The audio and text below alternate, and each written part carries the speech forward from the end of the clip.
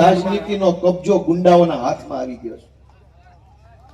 તો સૌથી મોટો પ્રશ્ન શું થયો?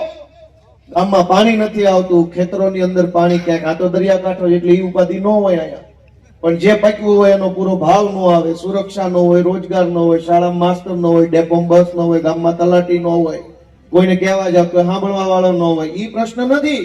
પ્રશ્ન એ છે કે કોઈ નેતા જ નથી. હવે નેતા જ ન હોય, કોઈ સારો માણસ નેતા ન હોય તો ગામનું ભલું કેવી રીતે થાય? તમે ભલા માણસ કહો તો ખરા અમને.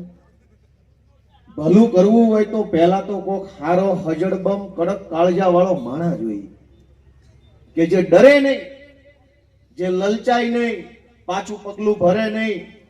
એવો જે માણસ હોય, એના હાથમાં નેતૃત્વ આવે તો ઈ માણસ કઈક પ્રશ્ન ઓછા કરવાની કોશિશ કરે.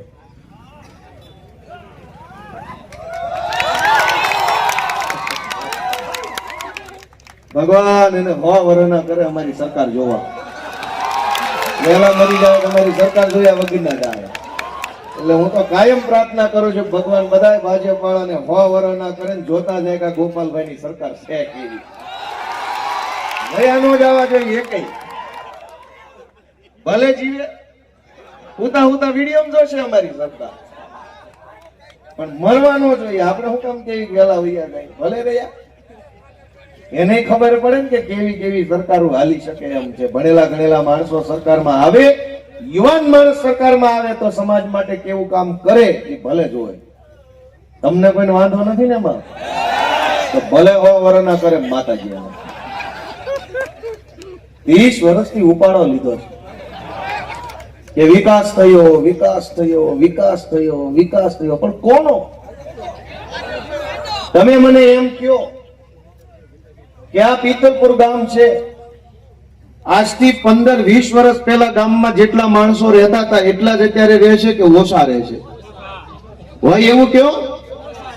ઓછા છે કે વધુ? 30 વર્ષથી વિકાસ વિકાસ વિકાસ કરે છે, પણ ગુજરાતના બધા ગામડામાં માણસો તો ઘટતું જાય છે. બાપ દાદાના ગામ મૂકીને બીજા ગામમાં, બીજા જિલ્લામાં, બીજા શહેરોમાં ભાગીને વયું જવું પડે. ઈ કેવો વિકાસ? અમારા બાપ દાદાના ગામમાં અમે રહી ન શકીએ. કોકે રાજકોટ જવું પડે, કોકે સુરત જવું પડે, કોકે ભાવનગર વયું જવું પડે. ઈ વિકાસ કેવો? નેતા તો એકેય ન ભાગવું પડ્યું, માણસ શું કામ ભાગ્યું? જે લોકો 30 વર્ષથી આ વિસ્તારમાં કે ગુજરાતમાં ભાજપના નેતા બનીને ફરે છે, એને ગામ નથી મૂકવું પડ્યું. એ ગામમાં જ રહે છે અને પોળા થઈને ફરે છે. પણ સામાન્ય માણસે પોતાના બાપ દાદાનું ગામ મૂકવું પડ્યું. એ મોટા ફળિયા વાળા ખોડા મૂકી દેવા પડ્યા અને કઈ બીજા જિલ્લામાં, બીજા વિસ્તારોની ખોલીઓમાં રહેવા મજબૂર બન્યા છે આપણે બધા. કોના પાપે? સરકાર 30 વર્ષથી ભાજપની આવે છે, છતાં આપણે આપણું ગામ મૂકવું પડે. આજ હજારો જુવાની અહીં બેઠા, જાજા બધા તો યુવાન દેખાય છે. આ બધા યુવાનોના હાથમાં કામ કોણ આપશે? નોકરી ધંધો હોય, કામકાજ હોય, 2 પૈસા રળીને શાંતિથી જીવી શકે એવી વ્યવસ્થા હોય તો વાંધો નથી, પણ આજ રૂપિયા કમાવા ક્યાંનું ક્યાંય જવું પડે છે. અવડો મોટો દરિયો દીધો છે ભગવાને અહીંયા. ધારો એવું કામ અહીંયા પ્રવાસનનું થઈ શકે, પણ 30-30 વર્ષથી આ કોઈ વિકાસ કરવામાં કોઈ રસ નથી. દરિયાકાંઠે તો કેટલું બધો પ્રવાસ ઉભો થાય. મંદિર છે અહીંયા પડકે, બધી બાજુ ગોપનાથ ભગવાન બેઠા છે, નિષ્કલંક મહાદેવ બેઠા છે. કુડાના દરિયે તો હું ભણતો ભાવનગર ત્યારે ઘણી વાર આવેલો. ગાડીઓ લઈને વસૂટતા તે વૈયા હતા કુડે અને ફર્યા કરતો. ચારેય બાજુ અહીંયા પ્રવાસન વિકસે એવી વ્યવસ્થા છે ભગવાને આપેલી. દરિયો છે, ડુંગર છે, લીલી વાડીઓ છે, ભગવાને આપેલું બધું છે. હવે એક નેતો નથી હારો કોઈ, એટલે ઉપાધિ ચડ્યું. ભગવાને બધું આપ્યું, પણ એક હારો નેતા જો આપી દીધો હોત ને તો આ દશા ન હોત લોકો. કેમ કે ભગવાને ક્યાં તાણ રાખી છે? દરિયો દીધો, એનાથી મોટું શું હોય? દરિયા પાસે લીલી વાડીઓ દીધી, ડુંગરા છે ચારે બાજુ. ક્યાં નથી ડુંગરા? બધું જ છે, નેતો નથી. અને એના કારણે હજારો લોકો પીડાય છે.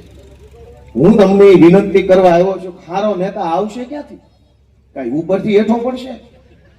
નહીં આવે. સારો નેતા સમાજે પેદા કરવો પડશે, સમાજે બનાવવો પડશે, સમાજે ઘડવો પડશે, અને જે સારો લાગે એને આગળ લાવવા માટે લોકોએ હાવણો દબાવવો પડશે. બાકી સારો નેતા નહીં આવે. લોકોએ સારો નેતા ઉભો કરવો પડે, અને નેતા સારો નહીં આવે તો એક પણ પ્રશ્નનું નિરાકરણ ક્યારેય જિંદગીભર આવવાનું નથી. પેઢીઓની પેઢીઓ મજૂરી કરવામાં વહી જશે. કેમ આ વિસ્તારમાં ભણતર ગણતરની વ્યવસ્થા ન થઈ? અનેક છોકરાઓ આપણા છે જેને જો સારી વ્યવસ્થા મળે ને તો ભણી ગણીને આખા રાજ્યનું ને આખા દેશનું નામ રોશન કરે ને એવી ક્ષમતા વાળા છોકરા આપણી પાસે છે. અને દરિયાકાંઠે રહેતા હોય તો તરવામાં હોશિયાર હોય. તરવાની ઇન્ટરનેશનલ કોમ્પિટિશનો થાય છે, સ્વિમિંગ કોમ્પિટિશન ઓલિમ્પિક્સમાં આવે છે. માઇકલ ફેલ્પ્સ નામ સાંભળ્યું હોય તો કોઈ છોકરા હોય, ઓલિમ્પિકની અંદર 10 વખત ગોલ્ડ મેડલ મળ્યો સ્વિમિંગમાં, તરવામાં. હવે એ સ્વિમિંગ પુલમાં સ્વિમિંગ શીખીને ઓલિમ્પિક્સમાં ગોલ્ડ મેડલ લઈ આવ્યા. આપણા છોકરા દરિયામાં તરતા શીખ્યા હોય, ખાલી સેટ ટેકો મળે ને તો આપણા છોકરા મેડલ લઈ આવે એવા બળુકા તો ખરા. પણ કોઈને રસ નથી આપણા છોકરા આગળ વધે એમાં. સ્વિમિંગમાં, રનિંગમાં, ક્લિમ્બિંગમાં. ક્લિમ્બિંગ એટલે ચડવું.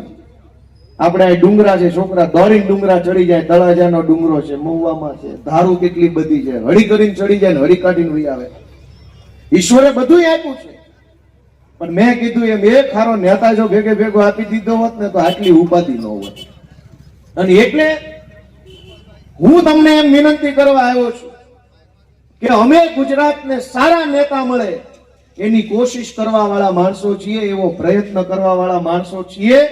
અમે ગુજરાતને ચૈતરભાઈ વસાવા આપવાનું કામ કર્યું. આમ આદમી પાર્ટીએ બ્રિજરાજ સોલંકી આપવાનું કામ કર્યું, પ્રવીણ રામ આપવાનું કામ કર્યું, ઈશુદાન ગઢવી આપવાનું કામ કર્યું. આ તમારો દીકરો ગોપાલ ઇટાલિયા આપવાનું કામ અરવિંદ કેજરીવાલની આમ આદમી પાર્ટીએ કર્યું. તમે મને એમ કહો કે આ બધા સારા નેતા છે કે નહીં? એ કોણે આપ્યા? આમ આદમી પાર્ટીએ ગુજરાતને સારા આગેવાનો આપવાનું કામ કર્યું. આ આપણા પંથકને જો સારા આગેવાન જોતા હશે તો તમારા આશીર્વાદ વગર શક્ય નહીં બને. નેતાનો દીકરો નેતા બને, પૈસા વાળો હોય ઈ નેતા બને, ગુંડો હોય ઈ નેતા બને. તમારા છોકરા કેદી નેતા બનશે? ભાજપ વાળાએ, કોંગ્રેસ વાળાએ આપણા છોકરાના હાથમાં ઝંડા પકડાઈ દીધા, ઊંધું ઘાલીને મંડો દોરવા. કોઈ દી તમારા છોકરાની ચિંતા ભાજપ કોંગ્રેસ વાળા નહીં કરે, કેમ કે એમના છોકરાનું જ પતે એમ નથી. ટિકિટો તો મારા છોકરાને આપો, હોદ્દો મારા છોકરાને આપો, યોજનાનો લાભ મારા છોકરાને આપો, પેકેજ મારા છોકરાને આપો, તો ગામના છોકરા ક્યાં મૂકવા જવાના? દોસ્તો, સામાન્ય પરિવારમાં, ગરીબ પરિવારમાં રહેતા લોકોના બાળકોને રાજનીતિમાં આગળ લઈ આવવાનું કામ અરવિંદ કેજરીવાલની આમ આદમી પાર્ટી આખા ગુજરાતમાં કરી રહી છે.